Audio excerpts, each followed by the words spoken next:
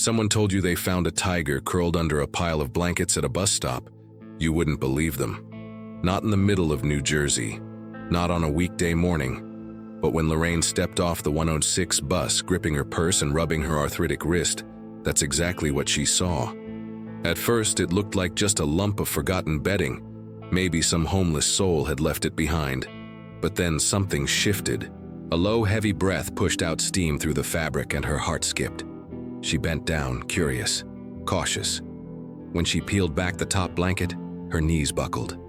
The eyes staring up at her weren't human. They were wide, amber, and ancient, holding that unnerving silence predators always seem to carry. Lorraine couldn't move. The tiger cub didn't flinch, didn't growl. It just watched her, shivering, its ribs visible beneath patchy fur. Her first thought wasn't of danger.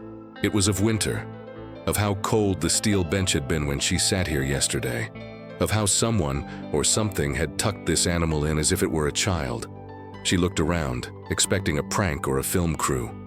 But the streets were silent, save for a far-off siren and the hiss of traffic. Her morning routine had never felt so distant. For the last 7 months since Frank passed, Lorraine had taken this bus to nowhere in particular. She'd ride it just to avoid the silence of her kitchen, with its 2 chairs and 1 coffee mug. The driver knew her face.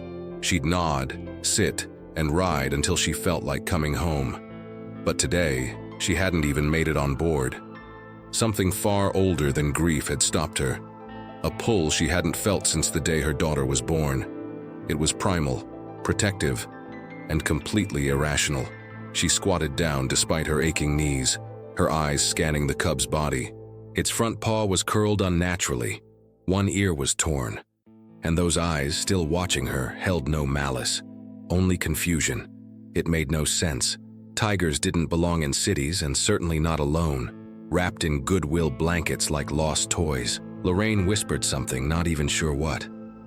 The tiger blinked. The spell wasn't broken. If anything, it thickened. She reached forward, fingers trembling, brushing a corner of the blanket away from its chest. That's when she noticed the tag. Not on the tiger, but the blanket itself. A handwritten note, half frozen and barely legible, pinned with a safety clip. His name is Raju. Please don't let them take him. He's good. Just that. No explanation. No signature. Lorraine's breath caught in her throat. She looked around again, more urgently this time. Still no one.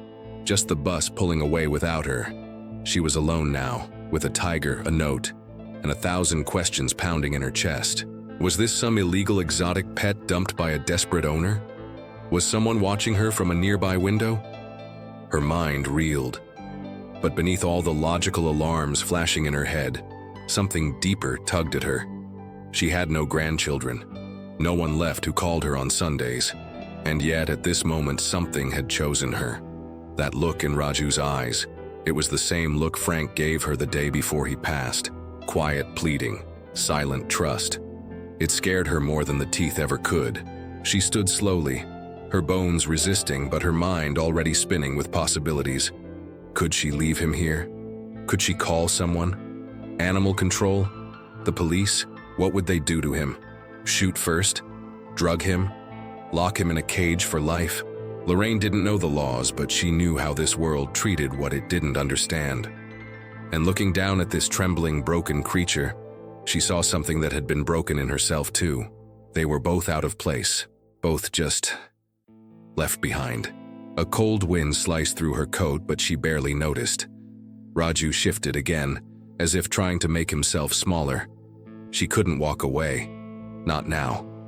Her hands moved without thinking, tucking the blanket back over his body like she had done for her daughter when the fever was high.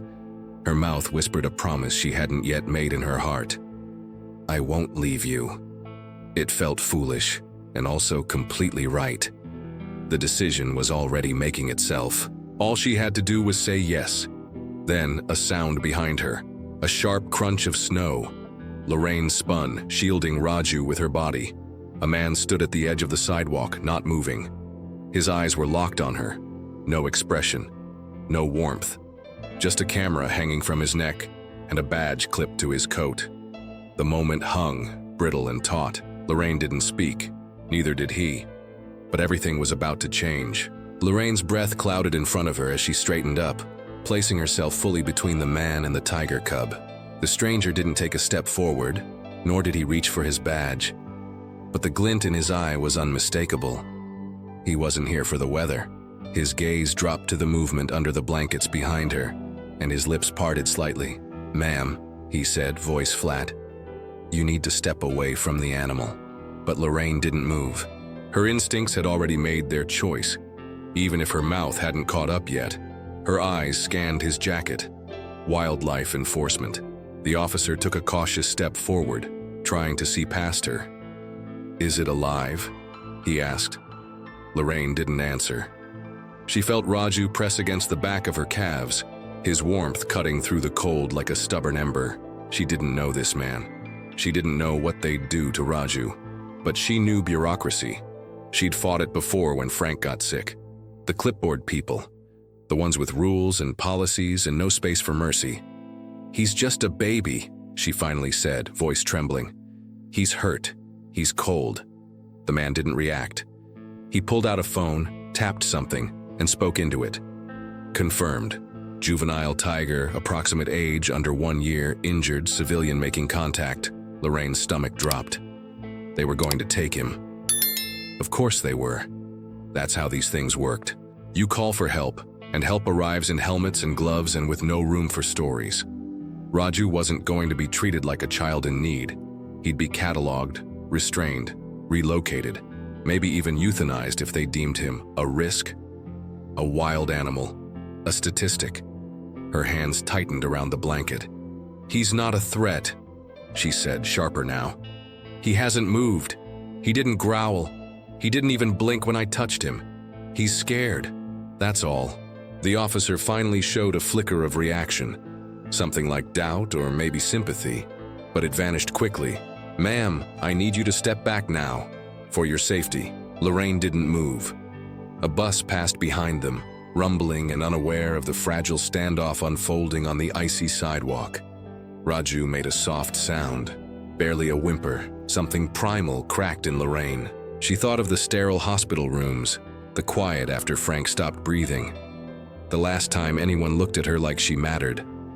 Raju needed her. Not the system. Not the sedatives. Her. "He was left here," she said firmly. "Someone chose this spot. Chose me. You think that's a coincidence?" Her voice was rising now, not in hysteria, but something older, something fierce. "You take him, and he disappears into a cage. But if you let me, I can help him heal." The officer hesitated. Another voice crackled through his radio, garbled but urgent. Reinforcements were on the way. Lorraine had seconds to decide. She turned slightly, knelt, and placed her hand gently on Raju's head. He didn't flinch. His eyes, still wide, locked onto hers, and she saw it again. That quiet trust. He knew she was his last chance. "I lost my husband 7 months ago," she said softly, not looking up. "Every day since, I've asked God to give me something worth waking up for. I think this is it." The officer's phone buzzed again.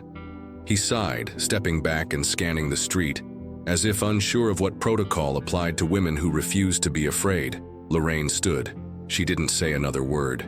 She picked up the entire pile of blankets, wrapping them tighter around Raju. He was heavier than she expected, but not impossible, not with adrenaline in her veins. She turned away from the officer, clutching the cub close. "Ma'am, I need you to stop," he started, but she didn't. She walked, just like that, down the sidewalk into the side street, boots crunching over ice. She didn't know where she was going, didn't care. She just knew she had to get Raju warm, hidden, safe. The city had never looked so unfamiliar. Every corner was a risk, every passerby a potential witness. But Lorraine's mind was focused now, sharper than it had been in years. For the first time since Frank died, she had a mission. And failure wasn't an option. Behind her, the officer didn't follow. Maybe he froze. Maybe he was stunned. Or maybe he understood something too. That this wasn't about a tiger anymore.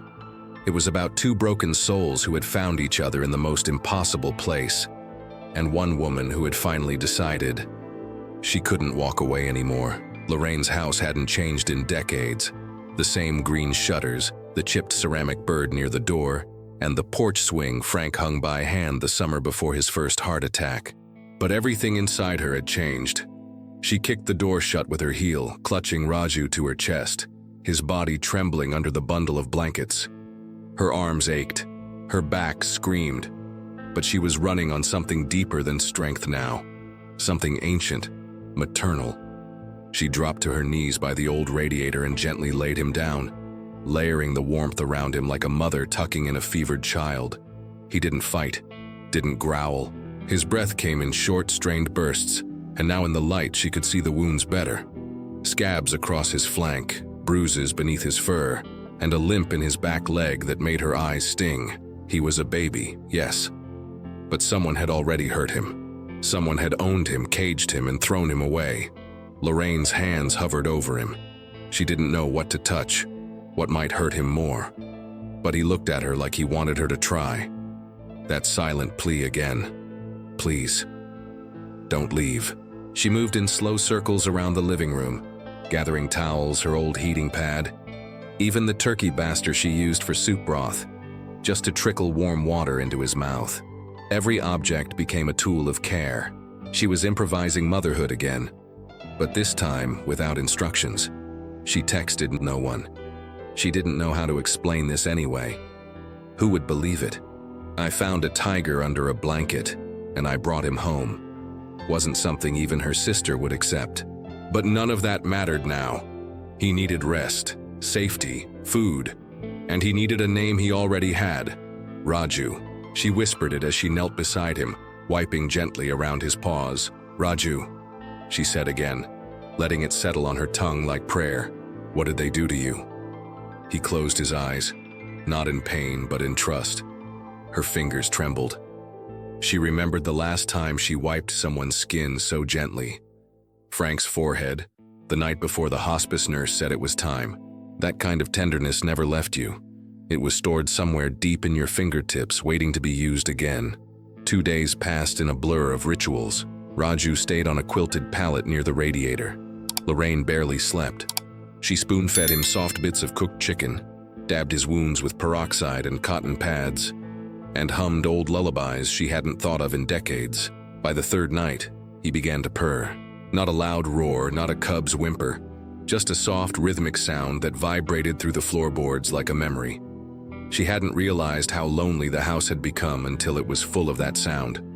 The first time she opened the curtains again, she saw the patrol car parked half a block down, unmoving, watching, but no one knocked. Maybe the officer had reported her and was told to wait, or maybe he hadn't said a word. Either way, Lorraine didn't flinch. She left the curtains open. Let them watch. Let the world wonder. Inside this house, something extraordinary was happening, something rare and too fragile to explain. Healing had begun, for him and for her. On the 5th morning, her daughter called, for the first time in weeks. "You sound different, Mom," she said. "Are you okay?" Lorraine hesitated. She looked at Raju, stretched out on the rug, licking his paw with slow, deliberate care. "I think I am," she said. "Actually, I think I'm more than okay." Her daughter asked why. Lorraine opened her mouth and closed it again. Some stories weren't ready to be spoken yet. Some stories had to be earned. That night, Raju stood, just for a second. His back leg shook, but he managed it. Lorraine watched from the kitchen doorway, her heart in her throat. "You did it, little prince," she whispered, tears filling her eyes. "You're still here." She had feared she wouldn't be strong enough, that he wouldn't be.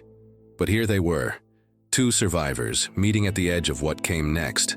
He turned his head toward her, that same old gaze, one that saw through her, not just at her. He took a step, then another, toward her. The next morning, there was a knock at the door. Not pounding, just a knock. Firm, expectant. Lorraine froze. Raju stirred, his ears twitching. She rose slowly, her hand tightening around the doorknob.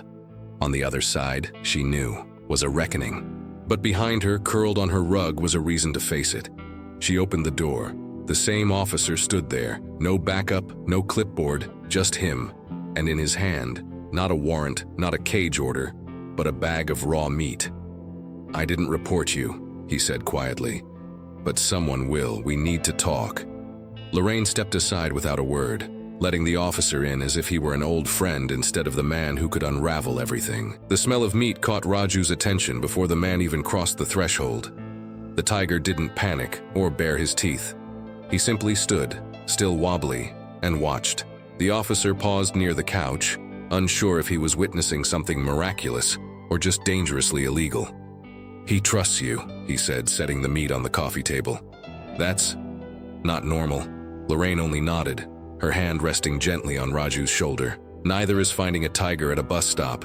The conversation that followed wasn't one Lorraine expected.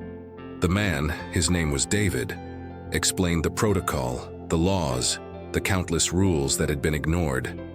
But then he paused, took off his badge, and told her a story about a lion cub he'd once seen rescued in Arizona, only to die in a transfer cage. "They don't always make it," he said, eyes down. "You gave him a better shot than we ever could." There was no offer of immunity, no magical loophole, but there was understanding. And in a world like this, sometimes that was more powerful. Over the weeks that followed, Lorraine worked with David quietly, secretly. He helped her find a vet who would come after hours. He smuggled in medication through unmarked bags. He coached her on how to document Raju's progress in case, one day, they needed proof. At first, it felt like espionage, but slowly it became routine. Her life revolved around feedings, cleaning, wound care, learning tiger behavior online, and writing daily updates in a spiral notebook marked simply, "His story." And Raju changed. He grew. His fur filled in, dark and radiant. His eyes lost their haunted glaze. He learned to trust the house, then the backyard, then, once, snow. Lorraine had never seen joy expressed by a tiger, but that first snowfall brought something pure out of him. He pounced, rolled, leapt in short bursts before collapsing in a heap and staring at the sky. She watched from the kitchen window, her tea forgotten, her heart overflowing. He didn't belong here, not forever, but for now, they belonged to each other. Neighbors began to notice, of course, the smells, the noises, the glimpses through the fence. Rumors started. Lorraine played them off. Oh, just cats, big cats. But eventually, a photo leaked. A blurry shot of Raju's silhouette on her back porch, tongue lolling in the sun. It made its way to a small local blog, then to Reddit, then, inevitably, to the media. And suddenly, Lorraine's quiet act of defiance became something else. A symbol. The bus stop tiger, they called him. And her? The widow who wouldn't let go. What she expected to be her downfall became her platform. Emails poured in. Former zookeepers, conservationists, elderly women with stories of grief and animals who saved them. David helped her navigate the attention. Together, they told the truth, but on their terms. Lorraine refused to hand Raju over to any facility that didn't offer transparency and proper care.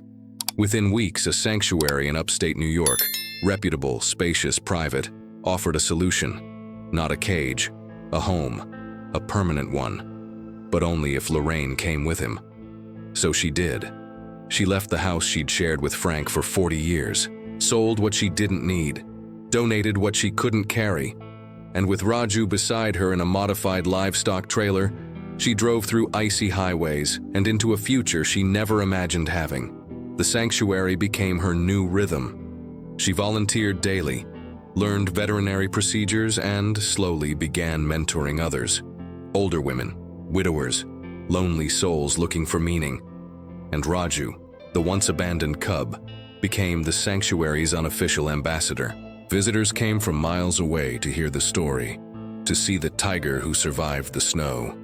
But the real magic happened in quiet moments, Raju curling at Lorraine's feet while she read, or nuzzling her shoulder in the early dawn when the world was still asleep. He was never tamed, he was never broken, he was respected, and somehow so was she. Her life had cracked open to something unimaginable, and she stepped fully into it. 1 year later, standing before a small crowd at the sanctuary's fundraiser, Lorraine ended her speech with a sentence that would be printed on 100 t-shirts and posters to follow. "I didn't just rescue a tiger. I rescued the part of me that thought life was already over." And every time someone repeated it, she smiled, because it was true. And because somewhere out there, she knew, another animal was waiting for another woman who refused to walk away.